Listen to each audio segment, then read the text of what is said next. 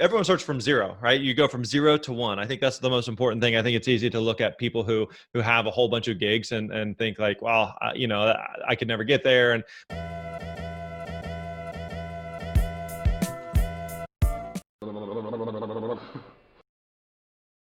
hello, everybody. Welcome to this episode of the Strategy Show. I'm super excited. Grant Baldwin, master of the speaking world. He will be deep diving with us into these three things: how to use speaking gigs to grow your business, how to find and book speaking gigs, and how to get a good price for your speaking gigs. So, what do you want more? This is really practical, actionable stuff, and I'm so excited. Hello, Grant. hey, how are you? Good to be here. Thank you. Here in Austria, we are isolated, but we are safe. Yes. It's we're in Nashville, Tennessee, and same. It's been a bizarre few weeks here in the world, but hopefully this passes soon, and we can get back to life as normal. Oh, yes. How does this impact the speaking business? Yeah, right now, one of the things we were kind of talking a little bit about before we started recording is that there's no events that are really happening at the moment. With everyone and everything more or less being on lockdown and people being quarantined.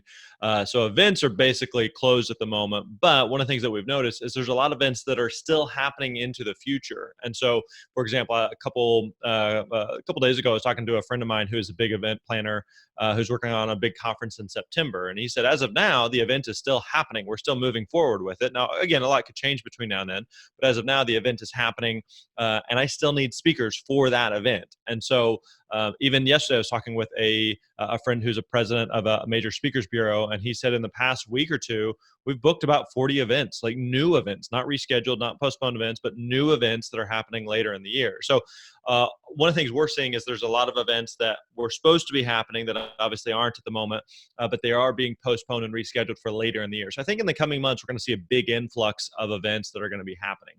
Beautiful.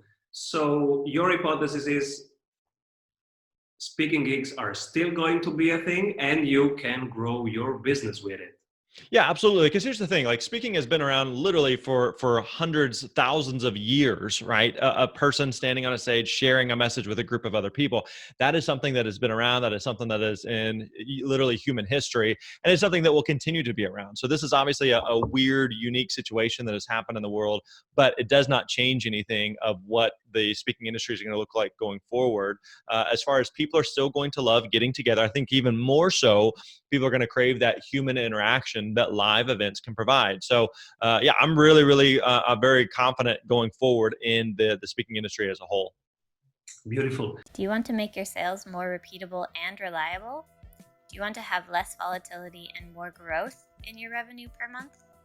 At Strategy Sprints, we do only one thing: strategy in sprints. Strategy means more revenue through a better offer. Doing it in sprints means having more energy in your team every week. Check out if your ROI is as high as it is for most service-based and online businesses and startups we work with, which is over 100%. You can see yours in just 15 minutes by going to strategysprints.com/sales and completing our exercise to know what your ROI would be with our accelerator program. We are ready to sprint. Are you? So tell us a little bit about yourself, your company, what you are doing, and who is it for? Yeah, so I was a full-time speaker for several years. I was doing around 60, 70 speaking engagements a year. I had a lot of people who were asking me like, hey, I want to be a speaker. How would I go about doing that? And so we started getting into some of the teaching and training side of that. And that's the core of what we do today. So we found that there's a lot of people, right now who may be watching or listening who say, hey, I want to do that. I want to do 50, 60, 70, 100 speaking gigs a year. And other people, they're like, I don't want to do that many, but I wouldn't mind. I enjoy speaking. I wouldn't mind doing, I don't know, maybe 5 or so, but I just don't know, how do I find those 5 and who hires speakers and how does that work? And some of the stuff we're going to talk about today. So that's the core of what we do inside our company at thespeakerlab.com. Beautiful. And now let's say that I have a lucky punch and I can have a great speaking gig next week.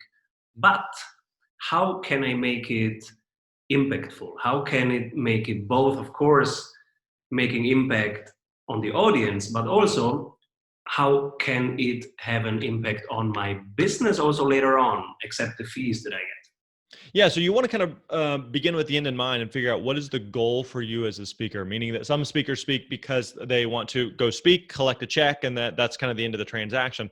Others want to speak because they do it as lead generation, meaning that they have some type of coaching or consulting business, or they have a product or a book or something that they want to sell.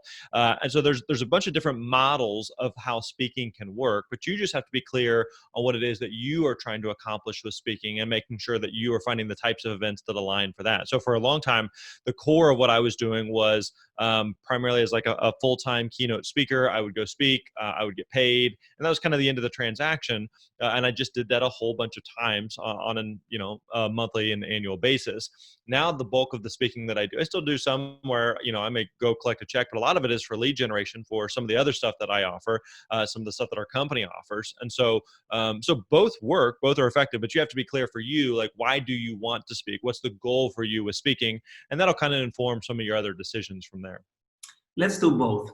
First, let's say simple model. I just want to have 50 gigs and that's the business model. How do I get to 10 and then 20 and then 50?